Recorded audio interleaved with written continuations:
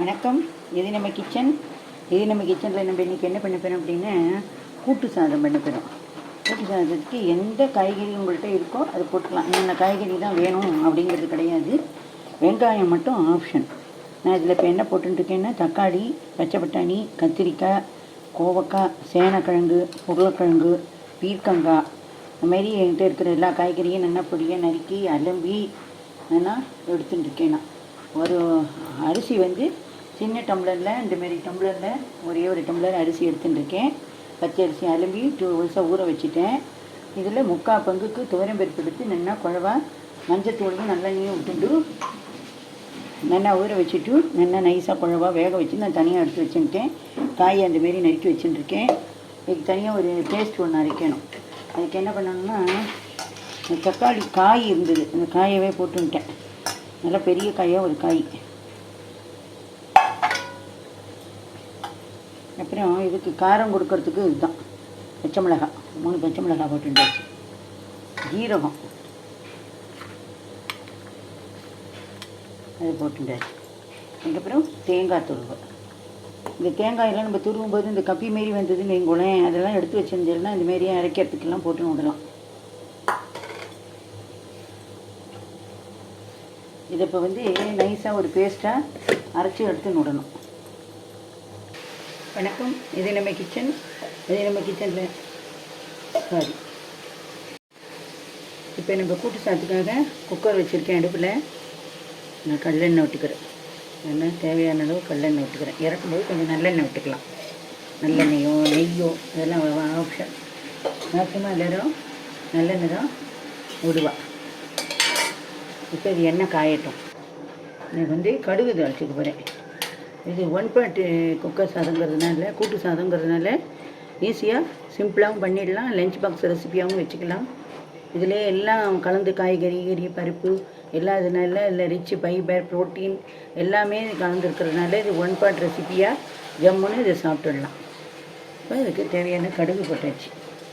கொஞ்சம் ஜீரகம் பேஸ்ட்லேயும் அரைச்சிருக்கோம், இப்போவும் போடுறோம். ஒரு டீஸ்பூன் அளவுக்கு கடலை பருப்பு. இது 3 நல்லா வறுபடணும். இப்போ நல்லா கடுகு ஜீரகம் இதெல்லாம் வெடிக்கிறது. இப்போ நம்ம எடுத்து வச்சுருந்த எல்லா காய்கறியும் இதில் போட்டுக்கணும். உங்களுக்கு வெங்காயம் போடுற மாரி இருந்ததுன்னா வெங்காயத்தையும் ரெண்டுடைய போட்டுடலாம். போட்டு இது எண்ணெயிலே பெரட்டி நல்லா வதங்கட்டும். இதில் கருவேப்பிலையும் போட்டு விடலாம்.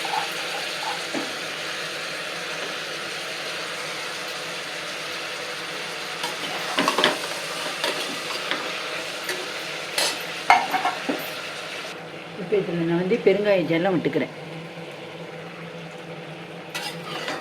வெங்காயம் கட்டியிருந்தால் தாளிக்கும் போதே போட்டு விடலாம். போடுறதா இருந்தால் பொடியாக இருந்தால் இந்த சமயத்தில் போட்டு. இப்போ நம்ம நல்லா ஃப்ரீ ஒரு கலரி விட்டுட்டோம். இப்போ காய் பாதி வதங்கிடுச்சு. இந்த ஸ்டேஜில் என்ன பண்ணுறோம், இங்கே அரிசியை போட்டுவிடணும்.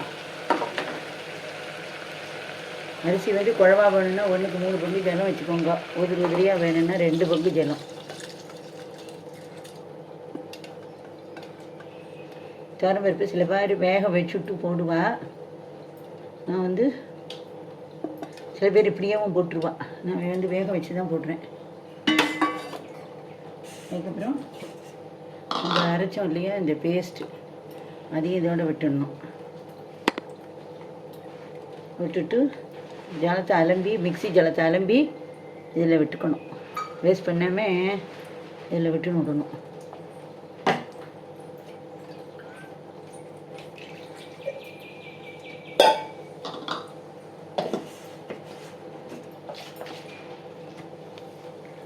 நல்லா இதில் விட்டுண்டாச்சு.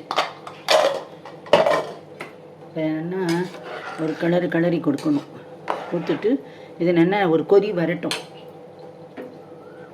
இப்போ ஒரு கொதி வருது. நம்ம என்ன பண்ணுறோம், பருப்பு வேக வச்ச பருப்பை இதில் போட்டுடுறோம். இன்னும் நம்ம இதுக்கு இந்த டிஷ்ஷுக்கான உப்பு போடலை.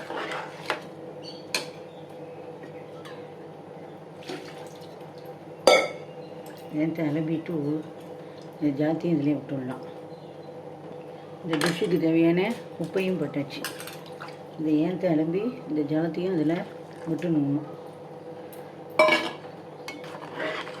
எண்ணெய் விட்டுட்டு 3 விசில்லேருந்து 5 விசில் வரைக்கும் விடலாம்.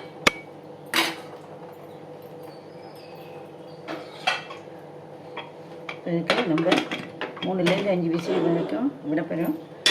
விசில் வரட்டும், அடுத்தது பார்க்கலாம். இப்போ நம்மளோட 1 pot ரைஸ் கூட்டு சாதம் ரெடி ஆகிட்டான்ட்டு பார்க்கலாம். ஜம்முன்னு ரெடி ஆகிட்டு ஜம்முன்னு ஆகிட்டு இப்போ அதை நம்ம என்ன கலரணுங்கிறது இல்லை. தேவைப்பட்டவா பாருங்க, தேவைப்பட்டவா நெய் விட்டுக்கலாம், நல்லெண்ணெயும் விட்டுக்கலாம். நான் இப்போ சர்விங் பவுலுக்கு கொஞ்சமாக மாற்றுறேன்.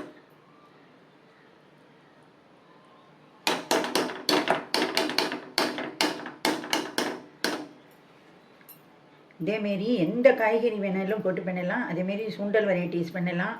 இதுலேயே நம்ம அதில் குழம்பு வடம், சாம்பார் வடம் இதெல்லாம் இருந்ததுன்னு வைங்கோ, அதையும் போட்டு பண்ணலாம். அப்படி இல்லைன்னா நம்ம வத்தல்லாம் போட்டு வச்சுருப்போம். என்ன வத்தல்னா, நான் அரிசி வத்தல்லாம் சொல்ல வரல,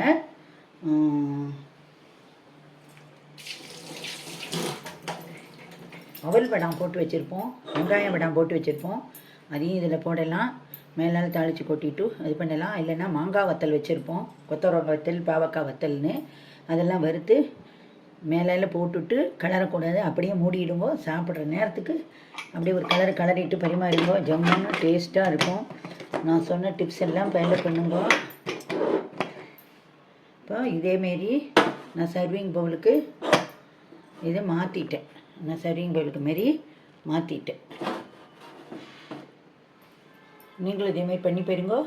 நன்றி, வணக்கம்.